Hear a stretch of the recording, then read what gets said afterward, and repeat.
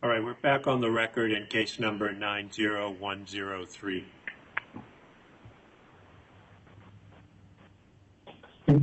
Your Honor, this is Chris Harris. Just before we close the evidentiary record, I did want to move certain exhibits into evidence. Okay, go ahead.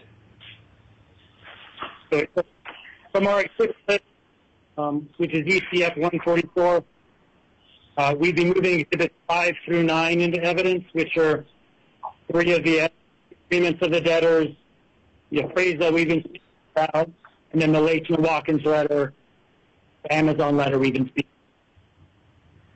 Right. Any objection to exhibits 5 through 9? Your Honor, we do object to exhibit E as hearsay. That's the appraisal.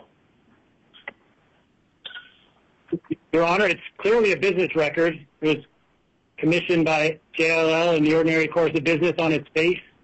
It's also admissible for the impact on the reader, as though both, the debtor CRO indicated that the debtors used this in conducting their analyses and determining what to do in the bankruptcy and the DIP financing. So both admissible business records, and it's also admissible for a non-hearsay purpose. Well, I'm not sure it's admissible as a business record to prove the truth of the matter. I think it might be admissible as a business record to prove that they received it or things like that. I think the testimony with respect to what the company did has come in. So I'm going to exclude the appraisal as hearsay. I will admit exhibits 5 through 7 and exhibit number 9, obviously, but the testimony with respect to the exhibit came in, and that still stays in the record.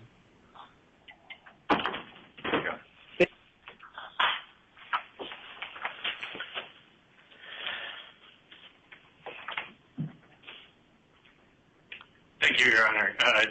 Todd Lauren, Wilkie Farn Gallagher on behalf of the debtors. Does it make sense to get directly into the argument now on the DIP? Or? Yeah, but there are other people. Mr. Sparacino had popped up. Is there anyone else who has any, before we get into argument, anyone else have anything to say? Yes, Your Honor. This is John Sparacino. Can you hear me? Yes, I can hear you. Great, thank you. I'd like to make just a brief statement regarding the DIP, if I may. Sure. And again, for the record, John Sparacino appearing for Wexford Capital. My client holds a substantial face amount of the SGUS notes. We didn't file any papers in connection with today's hearing. Frankly, I was engaged about 30 minutes before the hearing began. That said, I do want to identify several concerns that Wexford has with the ad hoc DIP proposal. Wexford is not a part of the ad hoc club, and thus Wexford faces substantial harm vis-a-vis ad hoc holders, given that Wexford is outside of the favored treatment group. As several attorneys have noted, this is a very complex DIP proposal, and so I want to be clear that the concerns I note now are by no means intended to be comprehensive or all-inclusive.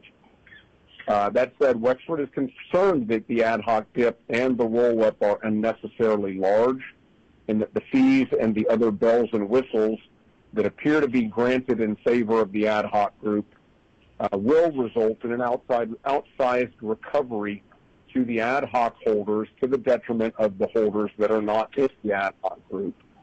This concern is true even with the participation right as described by debtors' counsel. Over the next few weeks, my client intends to aggressively dig into a number of these issues, including the legality of the pre-petition under the pre-petition documents of the favored ad hoc structure, the need for an ad hoc DIP at the level that's sought by the company, the appropriateness of the fees and the other bells and whistles in favor of the ad hoc group that are apparently not available to the other SGUS note holders, even those that may ultimately participate in the DIP as it's been described. And finally, whether this really is the best or only DIP available. We've already heard testimony that there was at least one other actionable proposal, although we haven't heard any of the details on that DIP, and we intend to dig into that a little bit. So we look forward to pursuing and addressing these issues and potentially other matters at any final hearing that Your Honor sets for the DIP motion. All right. I have nothing else, Your Honor. All right, thank you. All right, go ahead, Mr. Gordon. Okay, thank you, Your Honor. I'll start with a little bit of just general argument, and then I'll get into Amazon's objection, and then Axonics, and to the extent there are others, can take those as well. I think the testimony today very clearly established that the debtor in possession financing facilities offered today are valid exercises of the debtor's business judgment. It is hard to overstate the importance of the approval of both of these DIPs. Saks is an iconic brand in this country, and absent this financing, it is likely to face the threat of an imminent liquidation. The debtors, as described by Mr. Vance's testimony, the debtors were unable to obtain credit other than the terms we've described today. There is no other executable financing on the table. The other proposals received by the debtors were not actionable for a number of reasons. Most importantly, because the primary other alternative would have required a contentious priming fight that the debtors were not certain it could have succeeded on in the face of an alternative proposal supported by over 70% of the debtors' S-Gus note holders.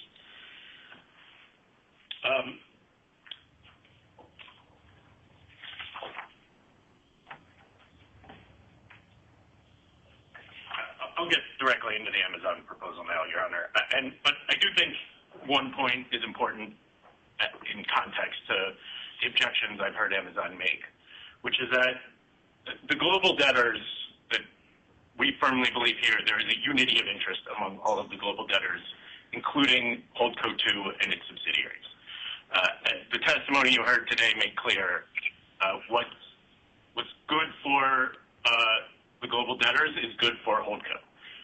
A liquidation of Holdco 2's subsidiaries and the flagship store would likely lead to no recovery, based on Mr. Weinstein's testimony, for Holdco 2. So there is a complete unity of interest.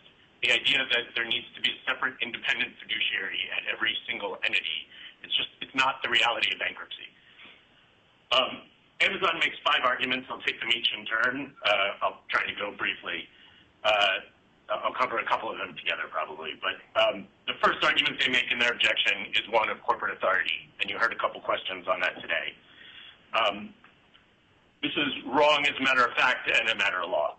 As a matter of fact, Amazon's alleged consent right sits at HBCGP LLC. That's near the very top of the capital structure. But as Mr. Weinstein's testimony, he covered that there is an intervening holding company,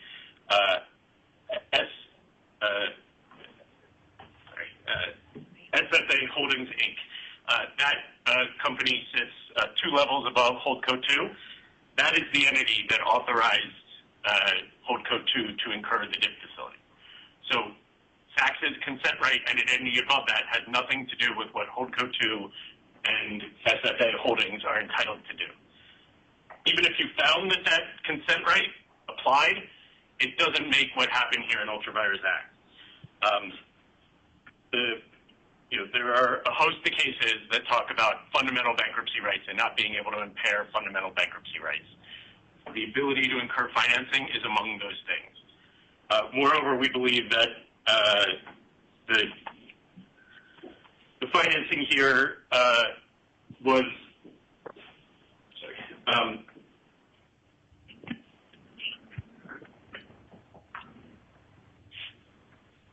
at most, finally, Your Honor, we believe that to the extent Amazon has anything, it would be at most a breach of contract claim against HBC, which is a top-co entity with virtually no assets. So we don't believe the corporate authority question we think it's a red herring. Their second and third arguments are that the financing must be assessed together and that Holdco 2 has no immediate need for the financing. As Mr. Weinstein testified, the DIP is critical to maintain the value of Holdco 2's primary assets, the equity in the flagship. It is abundantly clear that the highest and best use of that asset is as an operating Saks entity, and the only way to do that is via the proposed financing, which allows SACS to continue to meet its obligations, make vendor payments, and importantly fund the rent to 12 East 49th Street, which is what funds the debt service on the CMBS. Amazon's argument is also premised on the flawed assumption that Holdco 2 would be solvent absent the DIP. As Mr. Weinstein made clear, this is very likely not the case, and that if SACS were to cease operating, Holdco 2 would, the value of the flagship would be very unlikely to exceed the value of the CMBS and other costs of liquidation to provide a recovery for any Holdco 2 creditors. Ultimately, Your Honor, we don't think there's anything unusual here. It's a debtor pledging its assets to fund critical expenses in a Chapter 11 case. And in spite of Amazon's arguments to the contrary, all the global debtors here, including Holdco 2, have an identity interest, and the debtors have determined in their business judgment that entering into this DIP facility is reasonable and necessary. Amazon's fourth and fifth argument relate to the roll-up and proposing modifications. I think with respect to the modifications, I'll start just by noting that the debtors, Mr. Barrett's testimony and the debtors will certainly represent that the lenders will not fund on any other terms other than what's proposed here, including the roll-up and the participation. Without those things, there is no DIP financing. And while we're here, I think it's helpful to take a step back and consider why Amazon even has a claim at this entity. They're an equity holder, of course, of the debtors. Through that equity holding and their other commercial relationships, they obtained critical information about the debtor's capital structure and where value sits in the capital structure. And they took a guarantee at an entity that they thought had value. And now they're standing in front of you arguing, nobody else can do what we just did. And that's essentially what the DIP is doing. And Amazon is an unsecured creditor, and unsecured creditors always bear the risk that a senior financing could be placed in front of them.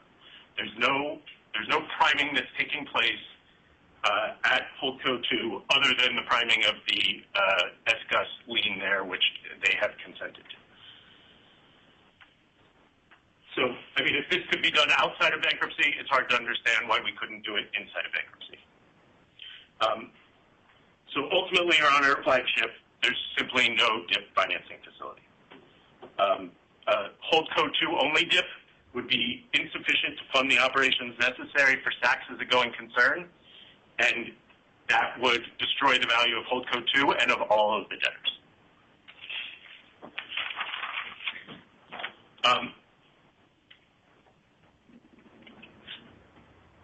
I'll touch briefly on Axonics' argument. I assume it just makes sense to hit them all, or do you want to go? No, go ahead. Go ahead and finish your argument. Okay. Well, hopefully I can resolve a couple of Axonics' objections before we start. First, Axonics' equity pledge, to the extent valid and properly perfected, is a permitted lien under the documents, and we are not trying to prime their equity pledge in any way. We're not trying to prime their equity pledge of Holdco 2 through the DIP. In fact, that lien is actually expressly scheduled as a permitted lien in Schedule 6.02 to the DIP facility. And Axonic also took issue with the fact that in the chart in the back it lays out the priority of liens, and it has the carve-out at the top. So they were concerned that we were attempting to prime their lien through the carve-out. Of course, that's not what's happening. The carve-out is of the DIP lender's collateral. So we are not seeking to prime any prior permitted lien holders' liens through the carve-out, including Axonic. So I think Axonic's objection is a little simpler, actually. They are a creditor of Holdco 2 who has an equity pledge of 12 East 49th Street. 12 East 49th Street is pledging its assets to the DIP. Axonic, if it were to exercise the rights of its equity pledge, would be an equity holder. It would have no right to stand here and object to the DIP and argue that it's entitled to adequate protection. It makes zero sense to say that because they have an equity pledge, so they're one step removed from holding equity, they somehow have superior rights to what that equity itself holds. So, Your Honor, we think it's abundantly clear here that Axonic has no interest that is adequately protectable, and even if they do have an interest that's adequately protectable, this is not the forum to address that. Because we're not seeking to prime their dip, we're not seeking to use any of their cash collateral, they make the argument we're seeking to use their asset, which is not accurate either. Their collateral is equity. We're not using the equity in any way. We're using the assets of 12 East 49th Street. It's a completely different thing. So we don't believe they're entitled to any form of adequate protection, but even if they are, it's not adequate protection that's required in order to approve the DIP facility. To the extent, just like any other secured creditor, they're required to move if they believe they're entitled to adequate protection. They're required to file a motion seeking adequate protection, and that under Rule 4001 would require a minimum of 7 days notice. This is not the forum to deal with alleged rights to adequate protection of an asset that's not being primed under a DIP.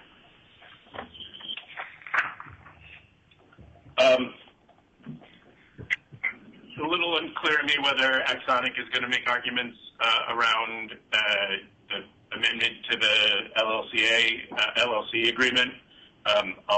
Maybe I'll reserve that for a reply, and one of my colleagues, Mr. DePompeo, will probably handle that since he was closer to those issues. But we do believe, as was made clear, that all of the amendments were done in accordance with the operating documents and were legally proper. Axonic, referenced a collateral estoppel or an estoppel agreement and their pledge as potentially barring this. If that's right, that's an issue for another day. Maybe they have a breach claim. It has nothing to do with the debtor's ability to actually enter into these transactions, which are specifically authorized under Section 364 of the Bankruptcy Code. So unless Your Honor has any other specific questions for me, I think that covers the key objections that we're aware of right now. I'm happy to cover any other specific points in the DIP or any other points you may have or wanted to discuss, or otherwise I can cede the podium and let the other parties raise their objections. All right, thank you. We'll hear from others. Ms. Reckler, go ahead. Thank you, Your Honor. Can you hear me? We're doing our best with the technology. Yes, I can hear you fine. Thank you, Your Honor, and good evening, and I appreciate your patience and your indulgence. Caroline Reckler of Latham & Watkins on behalf of Amazon.com Services LLC and its affiliate. Your Honor, by way of background, Amazon invested $475 million of preferred equity just about a year ago, December 2024, in HBCGP LLC, the ultimate parent of Saks. Since that equity investment, HBCGP LLC's governing documents have expressly provided with a consent right over the ability of the debtors to incur and guarantee new indebtedness, such as the DIP financing today. As a condition of that equity investment, which is presumptively worthless, Amazon entered into a commercial agreement with Saks, under which Saks pays Amazon certain fees in exchange for selling Saks products from a variety of luxury brands on Amazon's website. A number of the debtors are obligors or guarantors on the commercial agreement, including, most notably, the debtor we've spoken most about today, debtor Saks Flagship Holdco 2.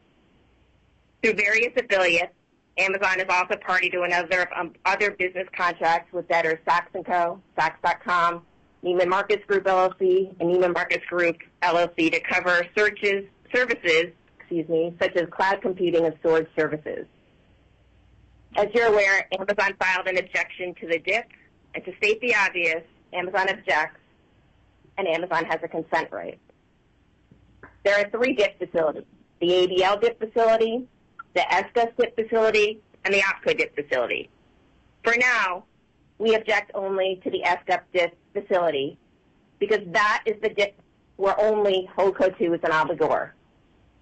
Amazon objects to the proposed ESCA DIP facility primarily with respect to debtor Saks Flagship Holdco 2, which holds the equity in the entity that owns the debtor's Fifth Avenue flagship property, which is the debtor's admitted crown jewel asset. That entity has guaranteed $475 million in claims to Amazon under our commercial agreement. Saks has already filed a motion today to reject that agreement, and that will be heard in the coming days. Amazon does not object to the rejection. So that will give rise to a $475 million claim against that entity and at least a $900 million claim against the other debtors. This dip will severely impair Amazon's recovery, in particular on the Holdco 2 claim. Our objection, in some sense, is pretty straightforward. We do not believe Holdco 2 needs this dip at all, and Holdco 2's incurrence of the dip obligations shouldn't be approved at all, and certainly shouldn't be assuming the obligations of its affiliates on pre-petition debt. But for today's purposes, we really just want to preserve the status quo and protect our rights, given that this is an emergency hearing for a debtor that crashed into bankruptcy. The debtors are asking the court to do things in the dip that are more extraordinary than the roll-ups and cross-collateralization that this court already considers extraordinary under the complex case rules, specifically rules C8B and C. There is no justification for these provisions at all, let alone on an emergency basis. As I noted, the status quo should be preserved for the next 14 to 21 days so that a creditors committee can be formed, and any relief during the interim period should only be granted to the extent necessary to prevent immediate and irreparable harm, nothing more. We have little to no confidence that the debtors will emerge from bankruptcy as a going concern business. Amazon and the brands put their trust in Saks and have since been harmed significantly by the debtors' general mismanagement and failure to pay and honor their obligations. Amazon values the brand community, who are not just participants in the industry, but its foundation and its leaders. Unfortunately for Amazon and the brands, we have serious concerns that this case may not have a successful ending, and we think that requires extra scrutiny on what gets approved at a first-day hearing. This is not a nice pre-pack, or even a prearranged case with a restructuring support agreement. This case may end in a liquidation. And as I will discuss more, if a large interim dip with a roll-up is approved today, and then there is a liquidation, that would have a devastating impact on the claims Amazon and the brands have at Holdco 2.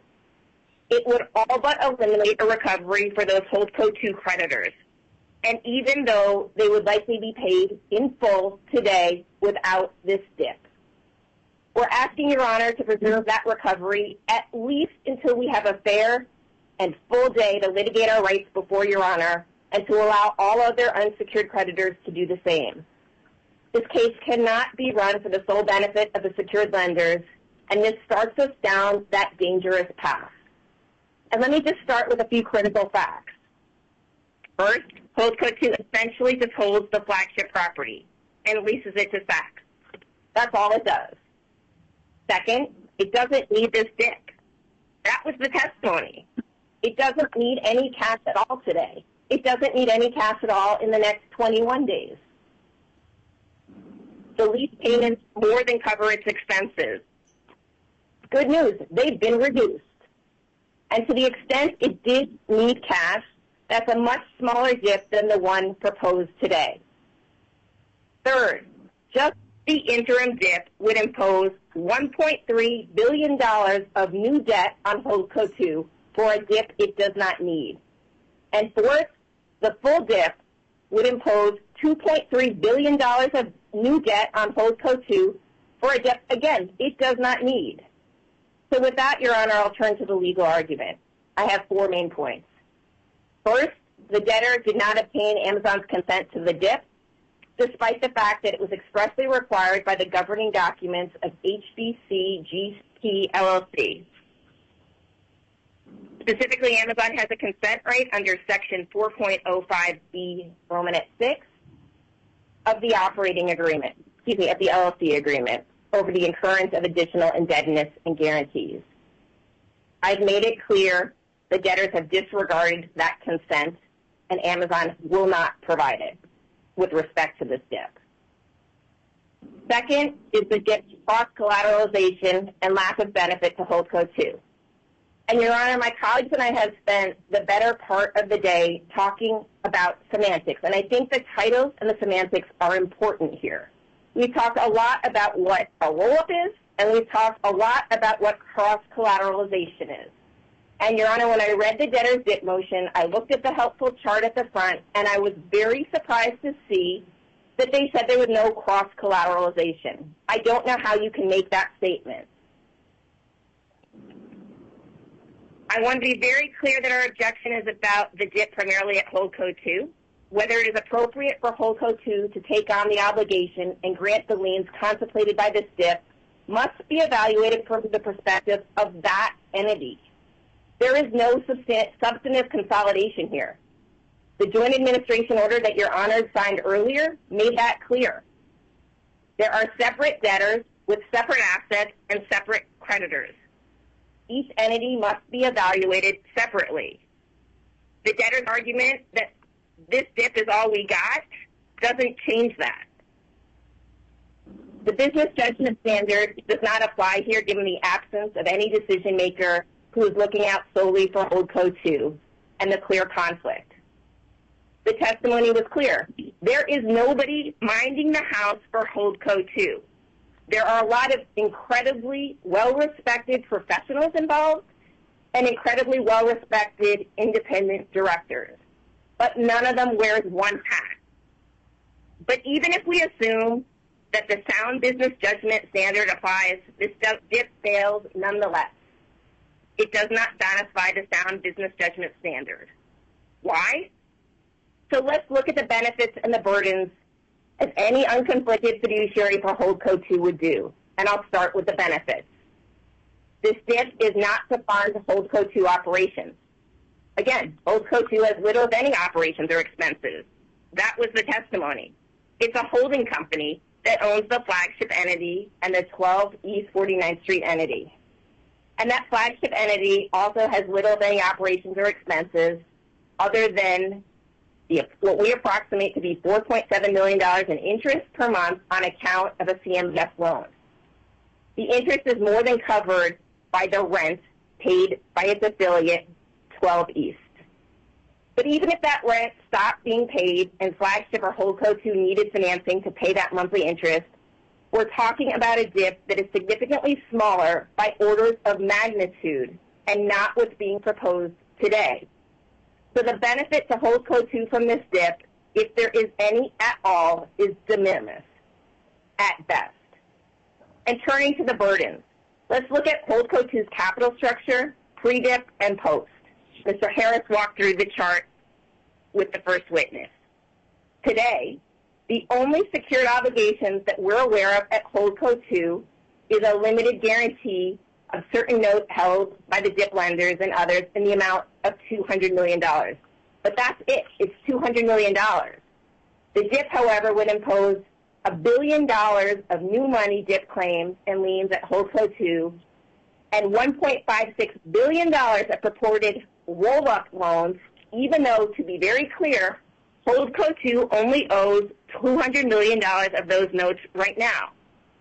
Other than with respect to the $200 million of the roll-up, this isn't a roll-up at all, and the terminology is important.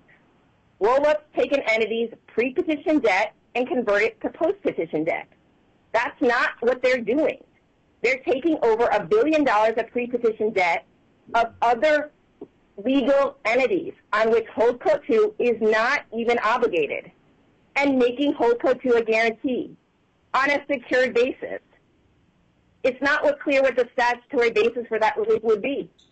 The debtors appear to generically rely on Sections 363 and 364. But Section 364 applies to extensions of credit to a debtor. Nowhere does Section 364 authorize a debtor to grant liens to secure debt at another debtor. And Section 363 requires a showing of business justification. There's no business justification for Holdco 2 to do this. we tried to think about how to fit this into a traditional roll-up framework. And the best we could come up with is that other SACS entities are forcing Holdco 2, which may not need a DIP at all, to incur billions of dollars of obligations, of DIP obligations, to effectively pay off pre-petition funded debt obligations of those other SACS entities. Why would they do that? It makes no sense from Holdco 2's perspective, but it makes a lot of sense, Your Honor, from the perspective of the other debtors. The reality is that the other debtors, which do have operations, they have employees, they pay utilities, rent, all the other things you heard about, and which are liable on the full amount of the pre-petition notes. They want to use the value at the flagship and Holdco 2 to hope to salvage their operation and fund their cases for the benefit of their creditors. That's all at the expense of Holdco 2 creditors, like Amazon and the trade creditors. You heard the testimony, $180 million of trade credit at Holdco 2, whose claims are guaranteed by Holdco 2, and who, without the DIP, could possibly recover in full. There was no analysis about the recovery. There were some conclusory statements. That's it. That's not enough, Your Honor. This will probably be a very complicated case, and the debtors certainly have a complicated organizational structure. But the DIP is actually quite simple. The DIP lenders are using the financing needs of affiliates of Holdco 2 to transform $200 million of pre-petition claims at Holdco 2 into billions of dollars of post-petition claims with recourse to potentially significant value in Holdco 2. So I can understand why SACS, as an enterprise, might be willing to agree to these terms. But why would Holdco 2? I can't think of a good answer. The debtor's best argument was, it's all we got. You know what? That's just not good enough on a legal entity-by-entity analysis. And that takes me to my third point, Your Honor. Governance and management.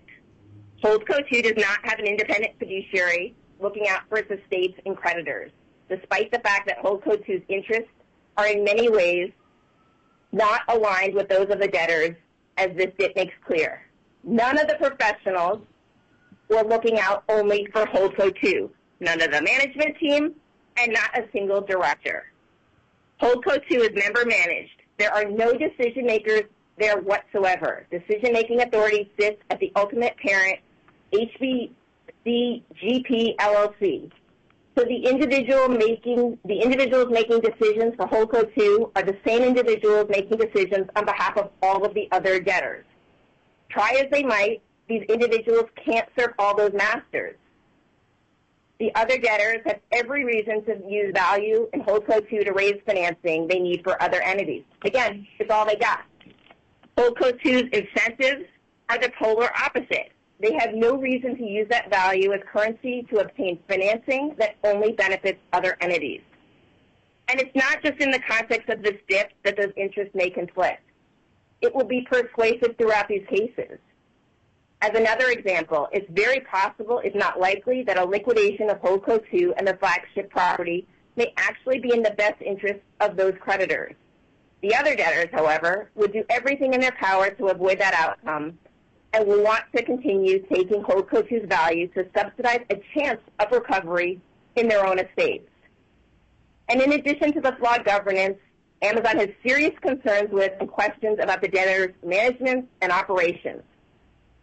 They have blown budget after budget and blew through hundreds of millions of dollars in just a few months since the August liability management financing, which has led to crashing into bankruptcy with no game plan and no exit in sight. And you know what, Your Honor? The $500 million of purported exit financing is illusory. It's an option. It's completely conditional on an acceptable business plan, among other things. There are director and officer issues that need to be investigated, and I'm speaking. Our system will end this conference in 5 minutes. To extend this call for 1 hour, please enter the moderator PIN now. Creditors Committee or Amazon. Your conference has been extended for 60 minutes. And whether that would be Chapter 5 causes of action, breach of fiduciary duty claims, or otherwise. And the same for the proceeds of any D&O policy. And that takes me to my final and most important point. preserving the status quo for creditors, for the creditors committee and other unsecured creditors like the brands to have an opportunity to be heard and to have a full and fair day before Your Honor to protect their interests before their recovery is taken from them by the secured lenders. And I want to point to something in the DIP order, and I'm speaking to paragraph 7, it's page 16, and I'm going to quote from the DIP order itself. The consummation of the pre-petition OPCO second out notes participant shall be final and irrevocable as to the debtors upon entry of this interim order. That's $721 million. It's not subject to challenge. It's not subject to reconsideration. Nothing. That is value that goes out the door tonight if it is approved. The debtors filed these cases last night at 11 Central, and the DIP motion was filed this morning around 10:30, just 5.5 hours before the hearing. And now the debtors want to jam through a DIP financing package that would put $2.6 billion of claims at Holdco 2 for the benefit of the DIP lenders, even though Holdco 2 does not need financing and is only liable for $200 million of pre-petition notes. Your Honor, we're talking about cross-debtor, cross-collateralization. We are not talking about a routine roll-up. We are not talking about a more simplified capital structure where the pre-petition lender is properly perfected on all of the debtors pre-filing. I get it. I've been there, and I've asked Your Honor to do the same. This is not that. The debtors have not shown that there would be an immediate and irreparable harm if the DIP is not approved at Holdco 2. And again, we do not care if the DIP is approved at the other debtors. Have at it. Approve all of it. Just leave Holdco 2 out of it. There is no emergency that requires Holdco 2 to incur these DIP obligations. Holdco 2 does not need any cash in the next 21 days, and Holdco 2 would not suffer any injury in the next 21 days. That is the standard, Your Honor. And it's certainly no emergency great enough to deprive Amazon and other unsecured creditors of their due process rights. And on the flip side, if this interim DIP is approved tonight, it will be immediately devastating to Holdco 2 and its creditors. It will impose significant new debt on Holdco 2, secured and senior, to all of the pre-existing creditors. It will likely mean that those creditors will go from getting a significant recovery to no recovery. That is just from the interim DIP. And on the substance, there are serious concerns with the terms of the DIP, especially, but not limited to, the cross-collateralization that it contemplates. There are serious concerns with the debtor's management. There are serious concerns with the debtor's governance. The bondholders must also agree, which is why presumably most of the debtor's pre-petition executives have been terminated, and they're requiring their own independent director. There are serious concerns that Amazon and other unsecured creditors, including the brands, may have been induced to provide services to the debtors under false pretenses. Time will tell if that's indeed true. And all of that impacts the DIP, and parties should be given the proper time under Rules 6003 and 4 so that we can do discovery and depositions and analyze whether a liquidation may actually be better for the Holdco 2 estate. Or perhaps there'll be a negotiated resolution between now and the final hearing. But until then, we need to preserve the status quo, and I personally know that in this court, all constituents are given due process. Whether Amazon wins or not, that has yet to be decided, but I know that in this court, Your Honor will give me the chance to put on my best case after discovery and afford my client the due process to which it is entitled. Only once Your Honor has all the facts before him is it appropriate for you to call balls and strikes when the outcome could be so consequential to those like Amazon and the brands. We cannot change the rights of creditors at Holdco 2 and effectively eliminate any chance of their recovery in this manner on such short notice. There's too much uncertainty in this case to make significant, drastic rulings that would effectively eliminate creditor recoveries on the first day of a case. To be clear, we think the relief should be denied at a final hearing too, but at the very least, it needs to be adjourned until then for due process. If the debtors need financing to survive for 21 days, then they can incur it at the other debtors. At the minimum level, they need it, where the debtors actually have operations and an actual need for financing. But no DIP claims should be opposed at Holdco 2 today with all rights reserved for all parties, a creditors committee in particular, until a final hearing. And, Your Honor, unless you have any questions, I'll leave it today, given that the hour is so late. All right. Thank you very much. Your Honor, may I be heard? Yes, sir. Your Honor, I'm going to be very brief, but I'm going to start with a statement that debtors counsel made and the query that he put. He said, well, I don't understand why people are objecting. This financing could have been done outside bankruptcy, so why can't it be done inside of bankruptcy? And I think that's exactly the point. This could not be done outside of bankruptcy. It would be a classic fraudulent conveyance.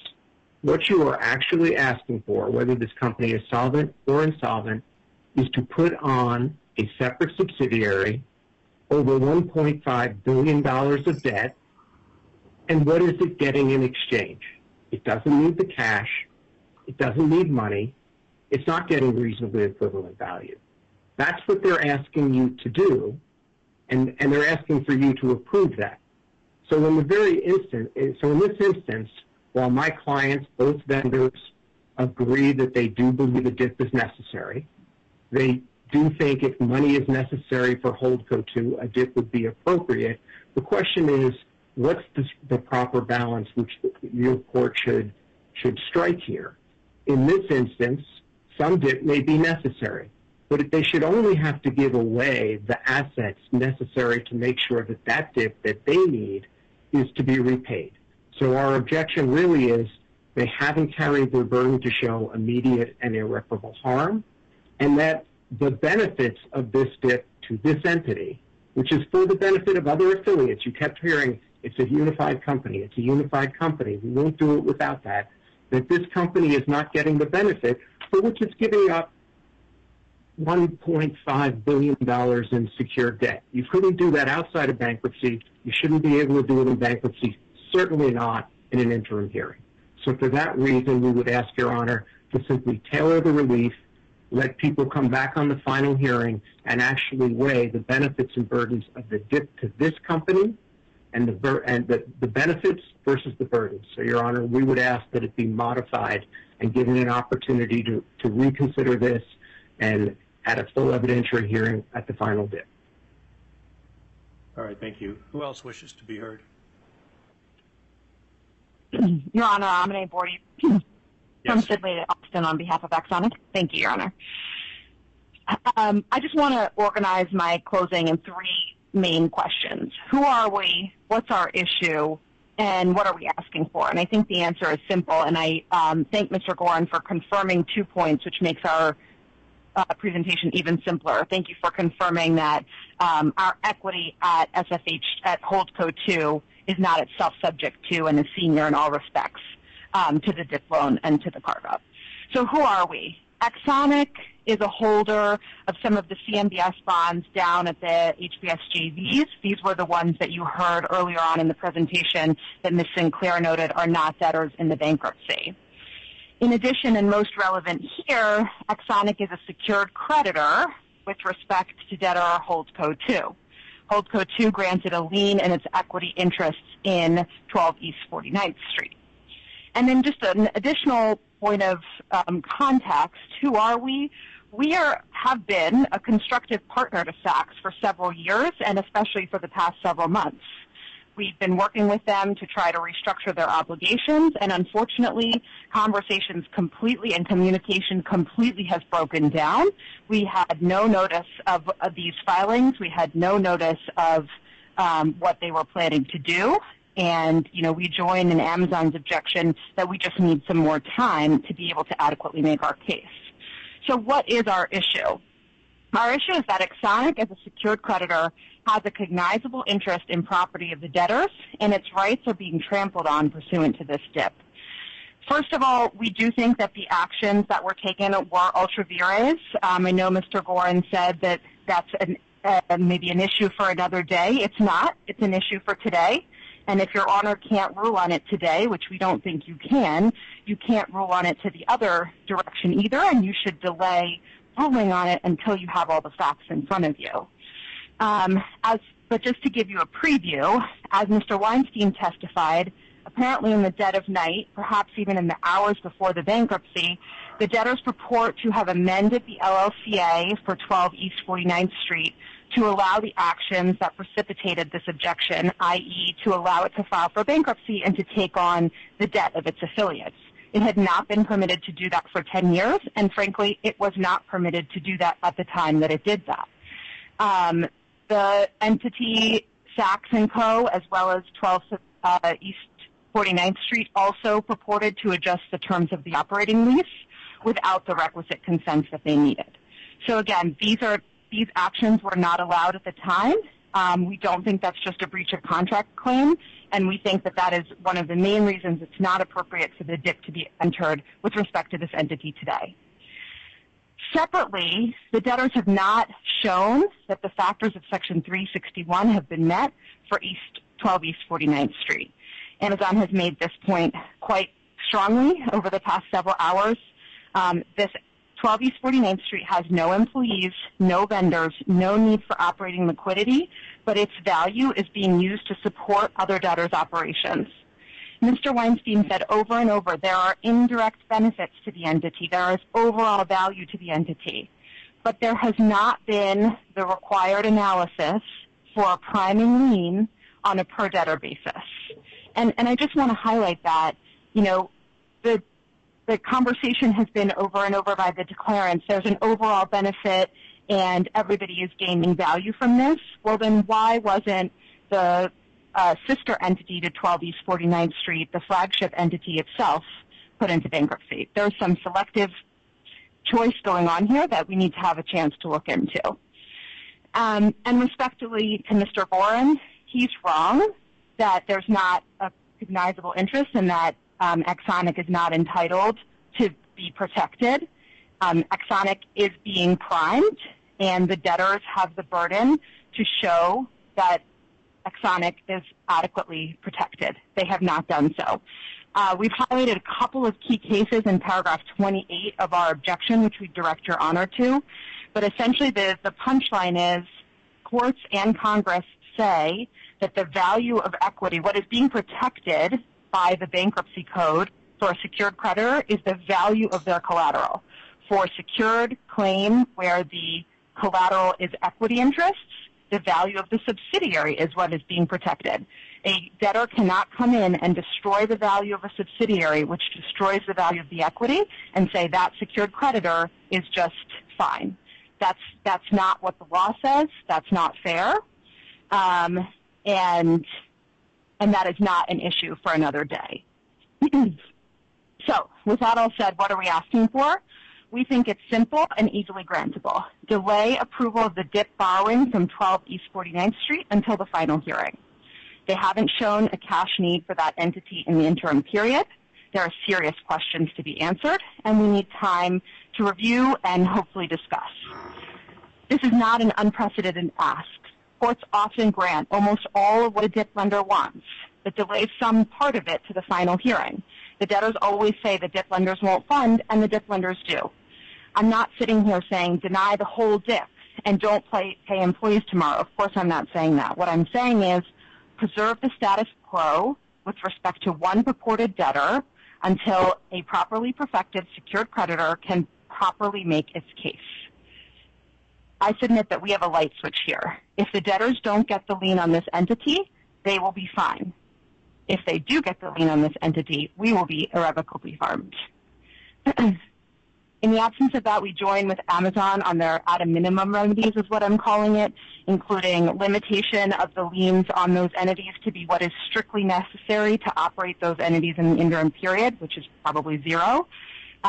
Marshaling of the liens away from that collateral, at least during the interim period, and the ability to fully unwind the transaction, including the granting of the DIP liens and the filing of the entity at the final hearing.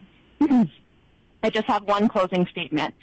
We just don't really understand why they're picking this fight with us.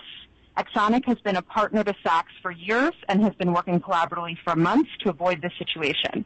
Instead of focusing on the vendors, on their business, Saks is trying to take something from Exonic that shouldn't be taken. We hope that we can return to the consensual conversations we've been having and at least put this issue to bed for the debtors. Thank you, Ron. Thank you. All right, Mr. Hawkins. Yes, briefly, Your Honor, for Dolce & Gabbana, we're one of the vendors who has seen Holdco 2 become a co-obligor. That was presented to us as a way to make sure we had a solvent entity who could support the amount owed to us. And that is rapidly going to become untrue, it would seem, if this DIP financing is allowed to burden this particular debtor. I don't have much more to say than the points that already have been made. Therefore, I'll join with the points made by Amazon, Mr. Ghilardi, and Exonic to say that it just doesn't seem to be necessary, and we would suggest and ask that this, at a minimum, be adjourned until the final hearing so we can find out if there's a reason to justify putting this much debt on this entity that, frankly, not only doesn't seem to need this debt applied to it for its own needs, but may not even be justifiable as a bankruptcy debtor. So for all those reasons, we, in effect, adjourn the other three. Thank you, Your Honor. All right. Your Honor, Bob Britton, Paul Weiss, on behalf of the ad hoc group of bondholders and DIP lenders. Yeah, let me let Mr. Lehane and Ms. Hyman, and then I'll come back to you. Thank you, Your Honor. Thank you, Your Honor. Robert Lehane, Kelly, John, and Warren, again, on behalf of numerous landlords, including Brookfield Office, the headquarters landlord, Brookfield Retail, landlord at 18 locations. Your Honor, we believe the debtors absolutely need this DIP, but we also have problems that it is not truly an interim DIP as it's styled, specifically with respect to the very narrow issue of the waivers suggested in paragraph 19 of the 506C waivers, the 552B, and the marshaling in paragraph 20. The very simple fix here, make that those waivers being subject to the entry of the final order apply also to the DIP lenders. Move it from the middle of the paragraph up to the beginning of Section A and Section B. Your Honor, this is the typical maintenance of the status quo, as argued at length by Amazon and others. It's what we would expect in an interim order, is that nothing is final, and certainly a 506C waiver isn't granted until the creditors committee has an opportunity to weigh in and be formed and look at these issues.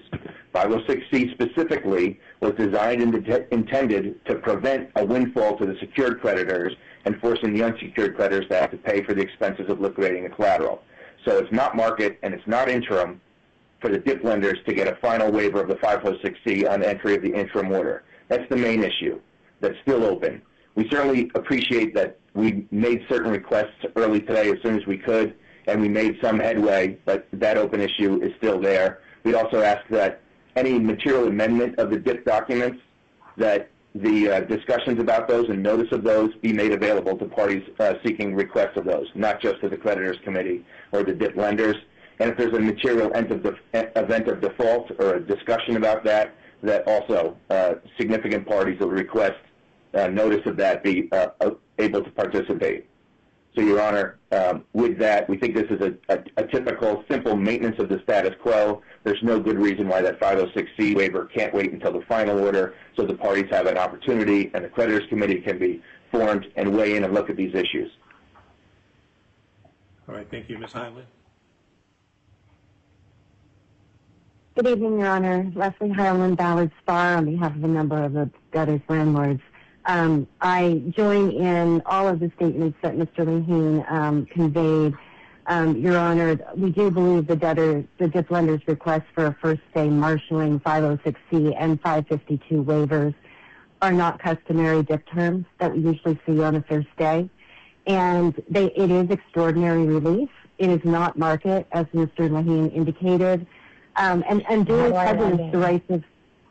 duly prejudices the rights of the creditors, many of whom we don't even know that they are creditors yet, and they're the ones that are going to be ultimately harmed if this case ends in a liquidation. I will concede that these waivers are typical components of DIP financing, but usually they are not granted until approval of a final order. At a first day, on an expedited interim basis, the standard is to maintain the status quo. We've heard that a lot today. It's to preserve the rights and interests of all parties to the maximum extent possible and avoid irreparable harm until the parties have actual notice, representation, and an opportunity to review and evaluate the financing documents, the budget, and what expenses are actually captured or not captured in the budget. Important, as Your Honor heard from the testimony of by Mr. Weinstein today, and through our discussions with the debtors in advance of this hearing, we did learn that the unpaid stub rents, estimated to be approximately $16 to $19 million, are not in the 13-week budget, and instead are to be paid out at the end of the cases with other administrative claims.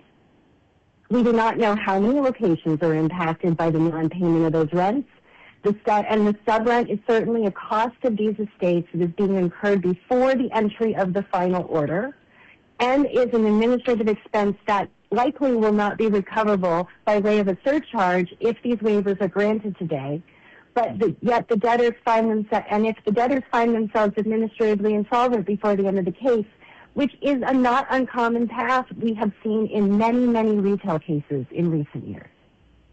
So while this may be a standard relief on full notice, at a final hearing, it's simply too early in these cases to make this decision today, and there has been no justification for such extraordinary relief being asked on the first day. The landlords do not have access to the credit agreements. They have not had an opportunity to evaluate and conduct the diligence on the budget in the order, which has been filed in a summarily fashion, or to assess that it includes sufficient amounts for all post-petition payments, including that the debtors will have sufficient liquidity upon exit of these cases to pay the stub rent. Well, and Your Honor, as we sit here today, the evidence the landlord, there is no evidence that our rights are adequately protected as required by 363E with respect to the use of their premises from the petition date through the end of January, or with respect to the subsequent post-petition rents. We do think it's very curious on the DIP lender's insistence on this waiver on the first day, because they're the ones who know better what the sufficiency or insufficiency of the budget is to cover expenses. Are they so concerned that there will be a default before we can get to a final order, triggering a potential surcharge of their collateral? That, frankly, increases our concerns here. If there is a risk of surcharge in the interim period, that is all the more reason not to grant those waivers today. And as presently drafted, if something unexpected happens, which if history is to prove us right, we don't get to a final DIP order, but the lenders will have had the benefit of the 506C immediately, and there will be no ability to surcharge or pay the administrative freight of these cases. Your Honor, it's not lost on anybody. This is a retail business, and substantially all of the collateral is sold in the landlord's premises. And the debtors are open and operating in those premises today. And there's been many, many statements today that this case and this DIP is needed to keep that inventory flowing into the stores. Surcharge is not about the debt. It's actually about the collateral. And that collateral is being commingled in the stores as soon after you enter this order. So it makes no difference if that we're granting a surcharge waiver or waivers on the first day solely to the DIP lenders, but reserving the pre-petition lenders, because it's the collateral that matters. And the harm will be already done if it's granted today.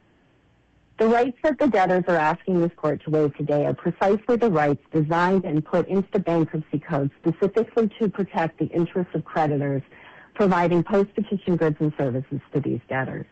Those rights should not be waived on an expedited basis on the first day prior to the formation of the creditors committee to evaluate these issues, to evaluate the budget, and certainly not before a final hearing on notice and due process. And again, I think we all said this, the simple solution here is one that has been reached and frankly agreed to almost virtually every retail case in recent history. Those provisions should be subject to the final order, and everybody should have notice of those provisions. Thank you, Your Honor. All right, thank you. All right, Mr. Britton. Thank you, Your Honor. I'll be brief. It's late, and I just want to clarify a few points. Because I think that in closing argument, various counsel muddled facts and evidence that's been presented to your Honor today. So I just want to make 4 very brief points. First, to be very clear, no Holdco 2 creditor is being primed by our DIP other than ourselves. We are consensually priming our own lien. None of the other liens being taken by any creditor, Ms. Porty's client or any other secured client within Holdco 2. Second, what the DIP order says in response to the landlord's argument, Your Honor, is that with respect to the DIP loans, 506C and 552 don't apply. They're waived as of the first day to the extent they would apply. What they do not grant us and what we have not asked for is a 506C waiver or 552B waiver with respect to any pre-petition debt on an interim basis. So to the extent that the landlords are concerned about those issues, we're not asking for it. Third, Your Honor, there was some dialogue in cross-examination about, well, if you made up a hypothetical valuation for Holdco 2, for the flagship stores, at some made-up, unrealistic, hypothetical valuation, might there be a recovery to creditors even in a liquidation? And yeah, sure, if you want to make up numbers, at some number, you're going to get to a recovery. But the uncontroverted evidence and testimony from the debtor's CRO was that he believes, and he believes that the debtor's other fiduciaries who made decisions here around incurrence of the DIP financing and the filing of these bankruptcy cases believe that without a going concern business at the OpCo, without continued rent payments to the flagship entities, that those creditors will be a zero. In a liquidation, which is what that would be, they would get no recovery. The DIP preserves their ability to fight for another day, Your Honor. Fourth, I guess, and this is the most important, just one simple point. There's been a lot of argument, a lot of statement, a lot of supposition along the way by Ms. Bordy, by others, that, well, DIP lenders always say they won't fund, but they always do. And what we should do is just maintain the status quo for 30 days. And inherent in that statement, Your Honor, is that we're willing to fund the status quo for 30 days. I just want to be abundantly clear. Without the value of Flagship 2, this loan is not financeable. This is not a loan that we can underwrite or we can carry to a second day hearing to be tried again without the value of the non-priming liens that the debtors have proposed to place on Flagship 2. There is no DIP loan to get us to a second day hearing and maintain the status quo. Thank you. Thank you. All right. Any further response? Your Honor, if I may. Yes, sir. Again, for the record, Dan Fiorello from Otterberg, co-counsel to the B of A, Bank of America, the administrative agent for the ABL Bank Group. Your Honor, I'll be brief as well. I just want to respond to a few points, and I'll try not to repeat what's already been said. The DIP financing facilities of both the ABL and the note holders are actually, sorry, that's an echo. They're basically constructed to work in tandem. What I mean by that is the ABL DIP, which is going to provide approximately $240 million of incremental liquidity that the company did not have prior to the bankruptcy as a result of the bank group releasing various reserves against the collateral, is a substantial contribution to the company's cash flow and liquidity needs. That money will be released when the note holders DIP tranches, three tranches, the first of which is $400 million, and then the next two will be $300 million and $300 million. Those monies are all being funded at the same time in accordance with the budget, which is intended to get this company through a restructuring process. These DIPs are not, and I repeat, not structured to liquidate the collateral through some store-wide closing sales. That is not the goal. That is not the way these DIPs are designed. And to hear the landlord say this is just another retail case and the likelihood is we're not going to get to the final order without a default in liquidating these stores is completely contrary to the negotiations that we've all had over the last week, every night, all night, weekends, not getting sleep. We are doing this to give the company the best shot to restructure and reorganize the businesses and maintain going concern value. And Your Honor, the waivers that we've asked for as counsel for the note holders noted is only regarding the DIP loan status. With regard to the pre-petition loan status of both the ABL and the note holders' secured claims, the 506C waiver, the 552 equities of the case waiver, the marshalling waiver, those will be final order issues. What we're asking for, however, is in consideration for the $550 million of first day liquidity that will be provided between the ABL and the note holder DIP facilities, we do want those waivers in effect with respect to those post-petition loans that we're making to effectively give this case the best jump start we can to successfully navigate through the Chapter 11. And Your Honor, I'll make one more point with regard to the consignment vendors and the concession vendors. We are not priming their interests. This interim order does not affect their interests. All rights are reserved. We fully anticipate engaging with counsel for those vendors in an attempt to get language that many of us have seen in other DIP orders in Chapter 11 cases such as this to get a consensual resolution. And obviously, between the interim hearing and the final hearing, all those rights will be reserved while we negotiate. Thank you, Your Honor. Thank you. All right, anything further? Your Honor, I just had 2 minutes in response, if that's okay. Yes, absolutely. Helpful. Okay. Just a few points I want to hit based on the various arguments the parties made. I'll be very brief. First, Amazon asserts that they have a $475 million claim against Holdco 2. The claim isn't even crystallized yet. Yes, we filed a motion to reject their contract. It hasn't been rejected yet. Even once it's rejected, the actual size of that claim is still to be determined. So at the moment, all they have is a contingent claim. And then I also take issue, Amazon made several comments which, quite frankly, felt designed to try to precipitate a liquidation, which apparently they believe is in their best interests. Little to no confidence will emerge, no game plan. That is belied by the facts here. The DIP lenders are putting over $1 billion into this company. I don't believe they would do that if they shared that view. As the testimony made clear, even if there is just, and then I guess the final thing with respect to Amazon's comments is it seems to be entirely premised on the notion that they would get a full recovery if absent this DIP. That is completely contrary to the testimony that was on the record. Mr. Weinstein's testimony was abundantly clear that based on their view of the values here, there is a very strong likelihood that Holdco 2 creditors would recover nothing if the debtors were to liquidate. And that is the only other option here. Amazon seems to be living in a fantasy world where there could just be this Holdco 2 only DIP that doesn't exist. And we could just fund Holdco 2 and somebody else will fund on the debtor's other assets. You heard from Mr. Britton. That's not financeable. Nobody, and Mr. Baird, nobody was willing to fund without Holdco 2 as collateral.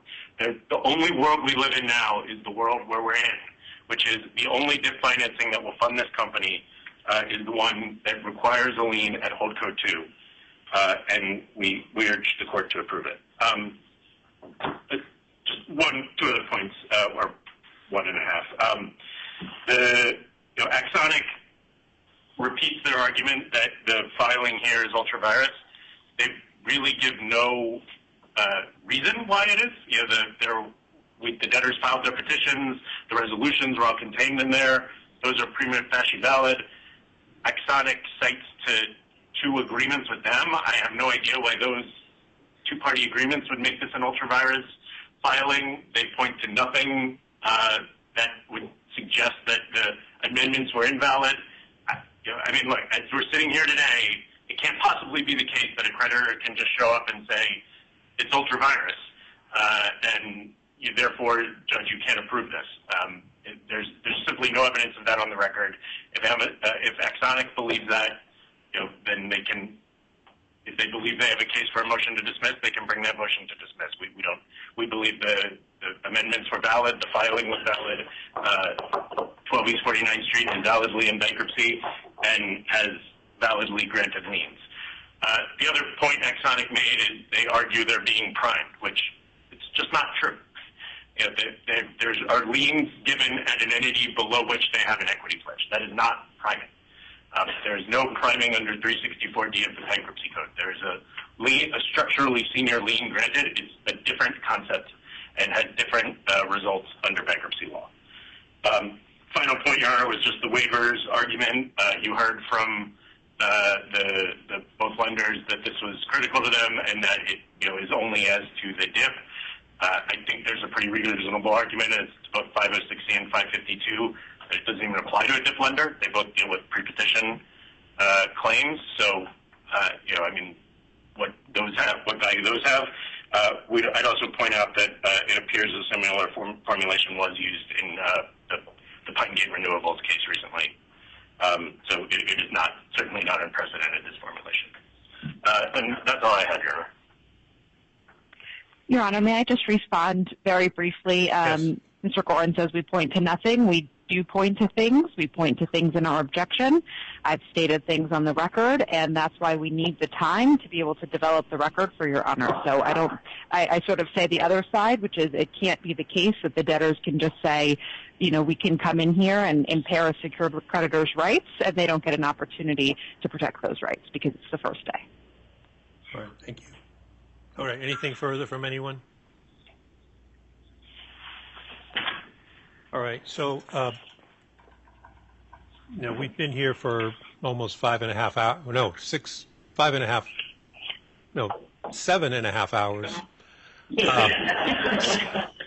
7.5 hours, and I think a significant factual record has been developed, and so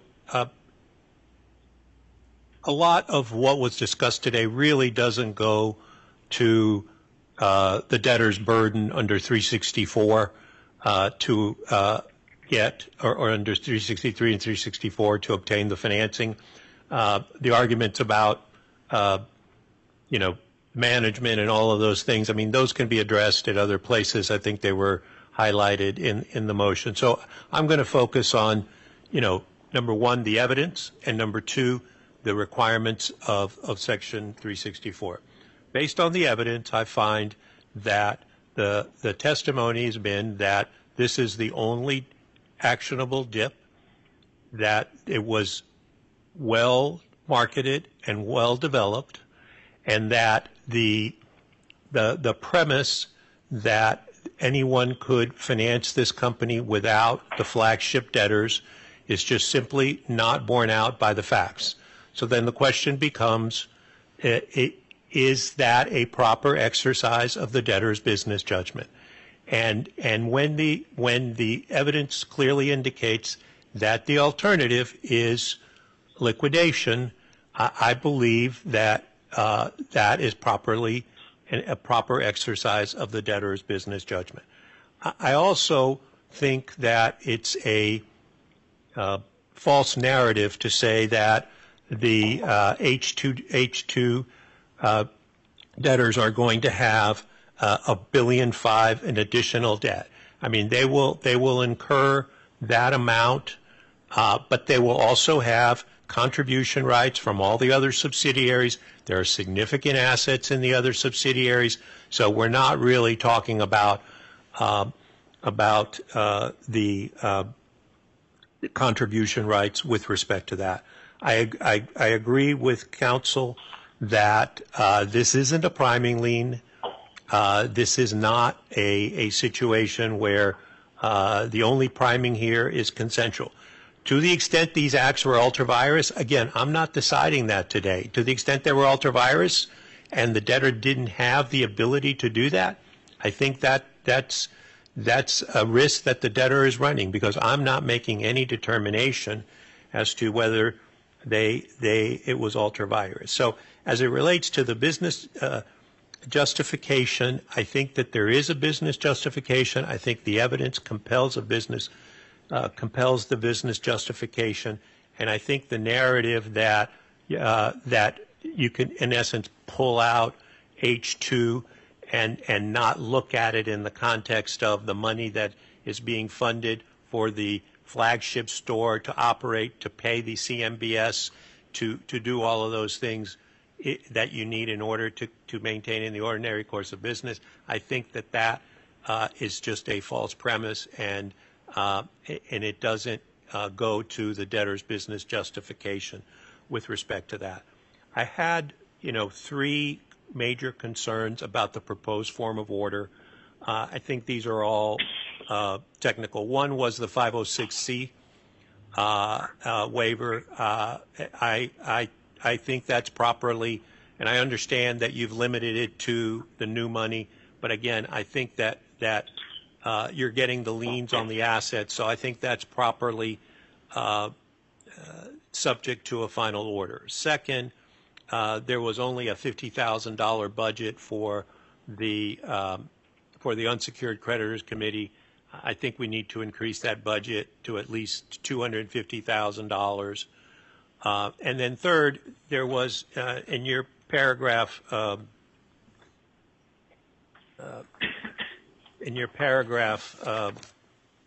16 with respect to the remedies at 16A sub little 6 in the hole and little 7 in the hole.